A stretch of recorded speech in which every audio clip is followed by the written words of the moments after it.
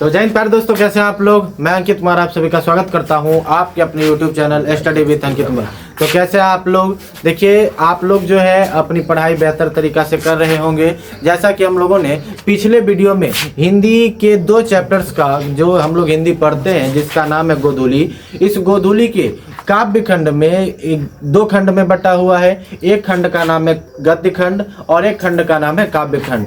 तो काव्य खंड के हम लोगों ने 2 चैप्टर्स के ऑब्जेक्टिव पढ़ लिए हैं। तो आज हम लोग उससे आगे के चैप्टर्स का ऑब्जेक्टिव जानेंगे कि आखिर आगे कौन सा चैप्टर है, आखिर आगे हमें क्या पढ़ना है, कौन से ऑब्जेक्टिव उस चैप्टर्स में है। सभी बातों को आपको हम बताएंगे। आप लोग ध्यान से देखते रहिएगा कि आखिर हमें उसमें क्या पढ़ना है और उसमें से कौन कौन से ऑब्जेक्टिव जो है बिहार बोर्ड के द्वारा पूछे गए हैं, सभी को आपको हम बताएंगे और आप लोग ध्यान से देखते रहिएगा। और आज जो हम लोग पढ़ने वाले हैं एक ऐसे कवि के बारे में, अगर किसी को कहा जाए तो यह एक ऐसे व्यक्ति हैं जिसका नाम है घनानंद और इन्हीं को प्रेम के पीर के कवि के नाम से जाना जाता है। अगर हम बात करें कि पूरे किताब में अगर कोई प्रेम के पीर के कवि है तो वो घनानंद ही है। और अगर जाइएगा आप लोग अगर अलग क्लास में, और एक प्रेम के पीर के कवि हैं जो है मलिक मोहम्मद जायसी, जो 12th के काव्य खंड के पहले चैप्टर में ही है,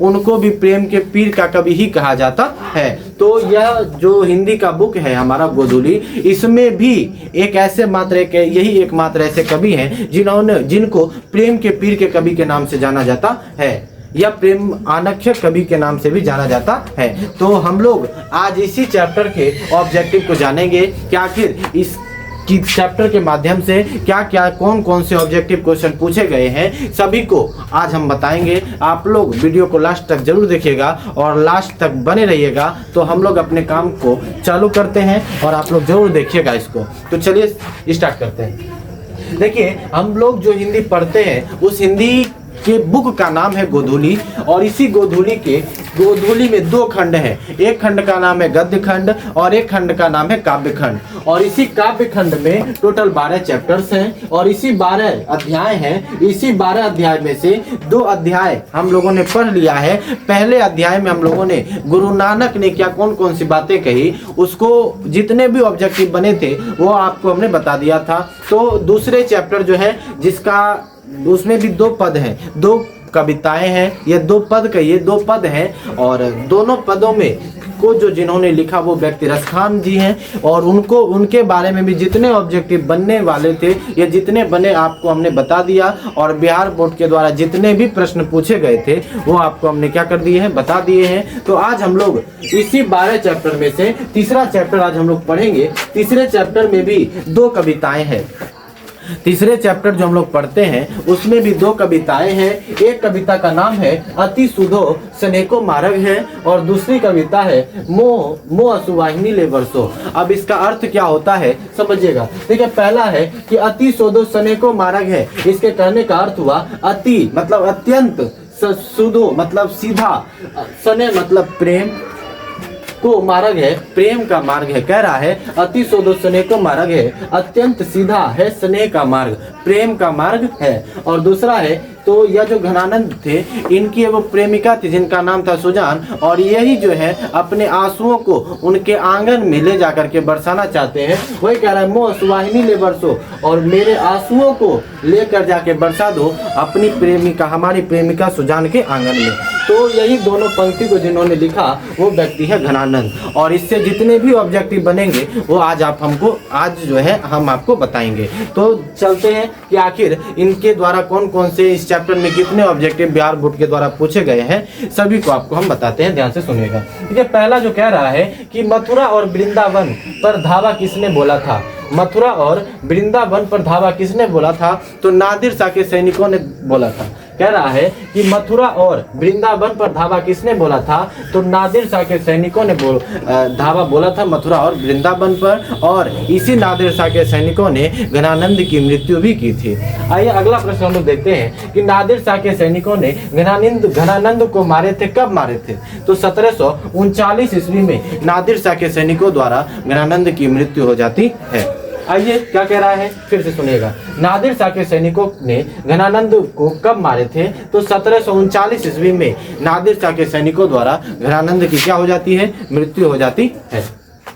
अगला है 3 नंबर प्रश्न, कह रहा है कि घनानंद किस धारा के कवि हैं? घनानंद जो है वह किस धारा के कवि हैं? तो घनानंद रीति मुक्त धारा के कवि हैं। आपसे पूछेगा कि बताइए जो घनानंद है वह किस धारा के कवि हैं? तो रीति मुक्त धारा के कवि हैं। कौन? घनानंद। आइए अगला हम लोग प्रश्न देखते हैं कि घनानंद किस काल के कवि हैं?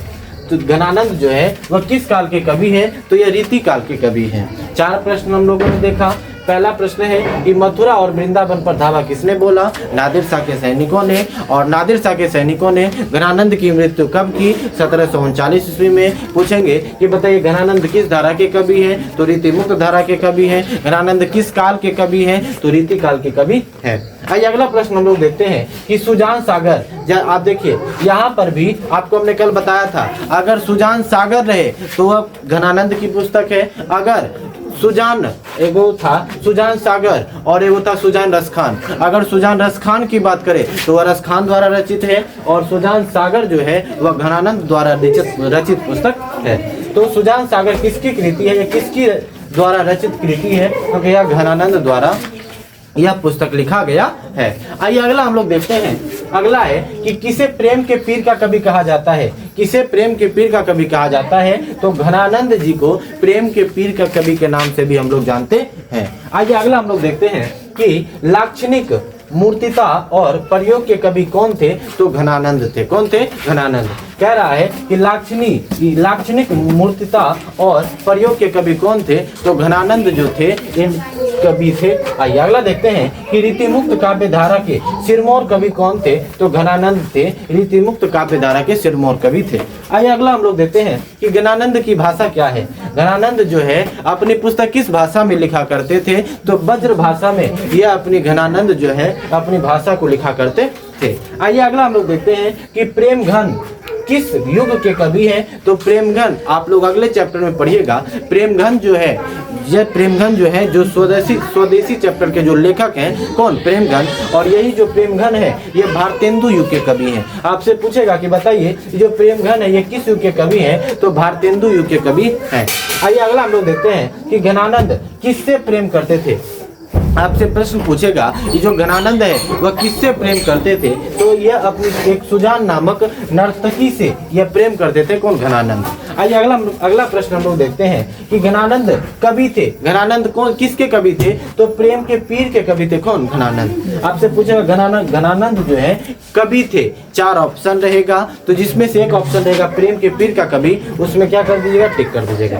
अगला आता है कि घनानंद रचित अत्यंत प्रसिद्ध क्या है? देखिए यह जो अपनी पुस्तक है यह कहे ब्रज भाषा में लिखा करते थे और उसी का 2 पाठ है। एक का नाम है सबैया और एक का नाम है घनाक्षरी और इसी दोनों भाषाओं में यह अपना पुस्तक जो है लिखा करते थे। कौन? घनानंद। सबैया और घनाक्षरी। अगला प्रश्न हम लोग देखते हैं कि परहित के लिए देह कौन धारण करता है?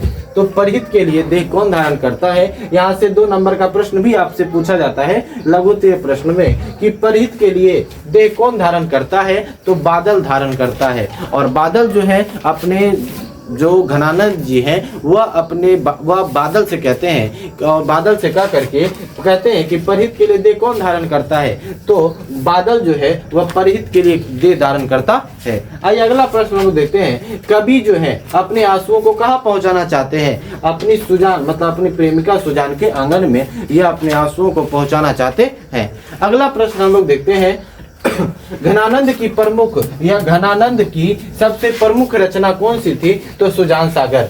क्या थी? सुजान सागर। घनानंद की प्रमुख रचना कौन सी थी? सुजान सागर। आपसे पूछेगा कि सुजान सागर किसकी पुस्तक है? तो घनानंद की। घनानंद की प्रमुख रचना कौन सी है? सुजान सागर। आइए अगला हम लोग प्रश्न देखते हैं कि घनानंद ग्रंथावली का संपादन किसने किया? तो विश्वनाथ मिश्र ने घनानंद ग्रंथावली का क्या किया था? संपादन किया था। आइए अगला हम लोग देखते हैं कि घनानंद के अनुसार प्रेम का मार्ग होता है। तो देखिए आपको बताए थे अति सोधो स्नेह को मार्ग है, और यही जो अति सोधो है अत्यंत सीधा है कि इसका मार्ग होता है स्नेह का, प्रेम का मार्ग होता है। वही कह रहा है घनानंद के अनुसार प्रेम का मार्ग होता है, कैसा होता है तो अत्यंत और सीधा होता है। क्या होता है? अत्यंत और सीधा होता है। ऐसा किसके अनुसार? घनानंद के अनुसार। अगला है प्रश्न कि कभी प्रेम मार्ग को अति शोधो किसे कहा गया है? किसे कहा गया है? तो प्रेम के मार्ग को घनानंद जी ने प्रेम के मार्ग को अति शोधो कहा है, अत्यंत सीधा कहा है। आइए अगला प्रश्न देखते हैं कि कवि ने पर्जन्य किसको कहा है? तो बादल को। कवि ने पर्जन्य किसको कहा है? तो बादल को इन्होंने पर्जन्य कहा है। अगला प्रश्न हम देखते हैं कि घनानंद का जन्म कब हुआ? तो 1689 ईस्वी में, इनके 89 ईस्वी के आसपास इनका क्या हुआ था? जन्म हुआ था। आपसे पूछेगा कि बताइए घनानंद का जन्म कब हुआ था? तो 1689 ईस्वी के आसपास इनका क्या हुआ था? जन्म हुआ था।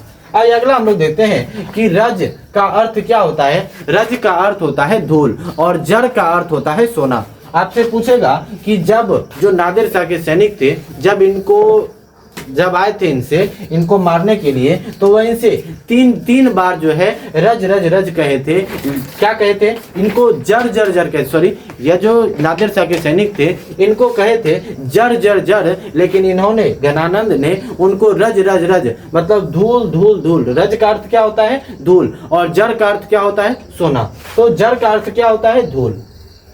अगला है कि विरह लीला किसकी रचना है? तो घनानंद की। विरह लीला किसकी रचना है? घनानंद की रचना है। अगला है कि मो असुवाहिनी ले बरसो, मेरे आंसुओं को ले जाके बरसा दो, कौन कहते हैं? घनानंद कहते हैं कि मेरे आंसुओं को ले जा करके हमारी प्रेमिका सुजान के आंगन में क्या कर दो? बरसा दो। अगला प्रश्न है कि मीर मुंशी जानकर किस कवि का वध किया? तो घनानंद का वध किया था। देखिए इस चैप्टर से जितने भी ऑब्जेक्टिव प्रश्न बने वो आपको हमने क्या कर दिया? बता दिया। तो यहाँ तक आप लोग इसको अच्छे से पढ़ लीजिएगा और तैयारी अपनी कर लीजिएगा। अगर आपको वीडियो अच्छा लगा हो तो एक बार लाइक कर दीजिएगा, कमेंट कर दीजिएगा, सब्सक्राइब कर दीजिएगा। धन्यवाद।